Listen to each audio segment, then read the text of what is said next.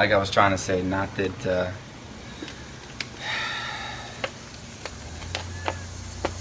this stupid camera just shut down on me. Anyway, I see these shows and I get so upset because I should be on them. I should be the one running the show. I should be the one flipping the house, and I should be the one that everyone sees that knows how to do it, and that people can learn from, and it be an ongoing thing. It's not that I want to do one flip this house episode. To be honest with you, I don't. It'd be great and all, but it doesn't pay. Other than to flip the house. And I know Flip That House, he did one of my friends, and he's such a jackass. Granted, he was one of the most popular episodes, and he's out in California. His name's Matty. He did Flip That House, and they got the biggest response from his episode, and it played a lot, actually. I was very proud of the guy, but they didn't pay him nothing. It didn't do anything for him. I want something that's repetitive, that I'm on every week, where people are going to look forward to watching it and look forward to learning something. I just want to give it all back because I know it and I see so much stupidity out there. I mean, sometimes I go in and I see these contractors charging $130, $140 an hour to do work, and they go fix something, and then somebody calls me and I go fix their work for $110 an hour, you know? And feel good about what I'm doing, and the people are so appreciative, and it's just funny. There's so many idiots in the world, as you know, but they all need help, some form or another. And God, cell phone keeps going off. I've been getting clients because from a neighborhood, the association put my phone number and my business into their mailer, and it got sent all over the whole neighborhood last week. So it's just call after call after call after call, just for stupid stuff, small stuff. But it's awesome, man. I ain't got to try, and it just comes to me. And I mean, I've done $100 jobs, and I've done $100,000 jobs, being just one bathroom, $100,000. That's what it was intense. It took 5 months just for a bathroom. But it's no joke what we bring to the table. We do a lot of high-end stuff. I like to go in and buy some of the high-end neighborhoods, and those you can't just run in and paint the cabinets and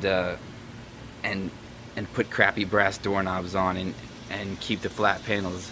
You got to change that stuff, upgrade it. You got to put a lot better windows in. You got to put better surface materials, marbles, granites. But I know how to customize it, make it unique, and make it appealing. So when somebody walks in that house, they want it. I can do reference after reference after reference of people that will tell you that what we create is primo. I mean, not that anybody else can't do it, because I'm a human being. But I really want to make more of it, and I don't necessarily want to be the construction guy, but maybe I do, because it's what I know. You say be good at what you know and do it the best, and I agree with that, and I do. But I do want bigger. I don't want to be in the field forever.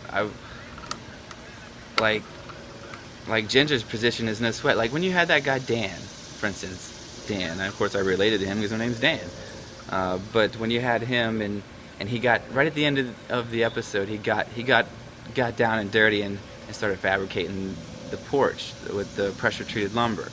Well, if it was me, from the get-go, I would have, like that guy doing the shoe base, you wouldn't have had to call him. I got a little cutter, and I know how to do it in such a fashion where you don't even have to barely measure anything. You just do it right, and you put the cuts into place, and you mark it appropriately, and you do the cuts in hand with these little snips, and you have a nail gun behind you, it's done. There ain't no running back and forth to a saw. There ain't no measuring half the time. I mean, and we can slam out crown molding, you name it, brother. And I got example after example after example after example. My father was a contractor. That's how I got into it. And he was a real estate agent as well, and I watched him go through the real estate wave, and the last dip, I guess, that we had 10 years ago, he bailed out because he wasn't making any money. He got into computers. And of course, then it took off again for 7, 8 years, and now it's dropped again. And as soon as it dropped, within a 2-week period, I bought 2 houses in December. back to back, and they were both trash, but they're gorgeous now, and I hope someday that you'll get to come up to your birthplace and come over to Maryland and check out my crib, because I think you'd be impressed, and you'd realize that we really are good people, and we're good for our word. We live up to what we say we're going to do, and if we can't, we'll tell you. So I hope you can see all that, and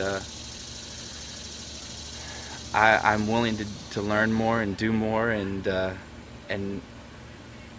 get paid more for my mind than my back. But we can always find people to break their back, of course, you know that. But I do like to have a hand in it, because it's that little bit of touch that makes the biggest difference, the little details, the little things that most people don't think about, especially the average person. Thanks, Rich. Please get back to us.